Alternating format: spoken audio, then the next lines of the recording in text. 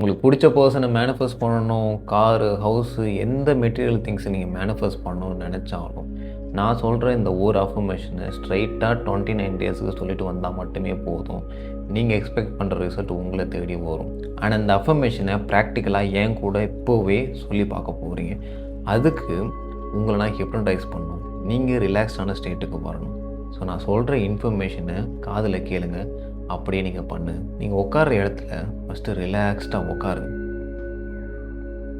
Next உங்கள் ஐஸை close பண்ணுங்கள். நான் சொல்கிற மாதிரி ஐஸை மேலே பாருங்கள், அப்படியே க்ளோஸ் பண்ணுங்கள். தென் ஒரு டீப் பிரெத், அதாவது உங்கள் நோஸு உங்கள் லங்ஸில் இருக்க மாதிரி இமேஜின் பண்ணி இப்போ அப்படியே டீப் பிரெத் எடுத்து அப்படியே ரிலீஸ் பண்ணுங்கள்.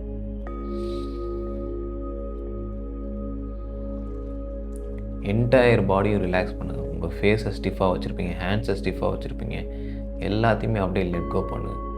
இப்போது நான் சொல்கிற ஒவ்வொரு வேர்ட்ஸுமே காமாக, ரிலாக்ஸ்டாக, பொறுமையாக சொல்லுங்கள் என் கூட. தேங்க்யூ யூனிவர்ஸ், நான் நினச்ச மாதிரி எல்லா விஷயமும் எனக்கு கிடைச்சிருச்சு. Thank you for the future that already arrived. நான் ஓப்பன் யுவர் ஐஸ். இது ஏன் இவ்வளோ பவர்ஃபுல்லாக ஒர்க் ஆகுதுன்னா, ஃப்யூச்சரில் நடக்க போகிற விஷயத்தை ஏற்கனவே நடந்த மாதிரி கிராட்டிடியூட் இந்த ப்ரெசன்ட் மூமெண்ட்டில் கொடுக்கும்போது உங்கள் சப்கான்ஷியஸ் மைண்டுக்கு நம்ம லைஃப் இப்படி தான் இருக்க போகுதுன்னு நீங்கள் சொல்லாமல் சொல்கிறீங்க. பிகாஸ் சப்கான்ஷியஸ் மைண்டில் என்ன இருக்கோ அதுதான் உங்கள் ரியாலிட்டியாக மாறும். இப்போது அந்த ஐடியா உங்கள் மைண்டில் போட்டுட்டேன்.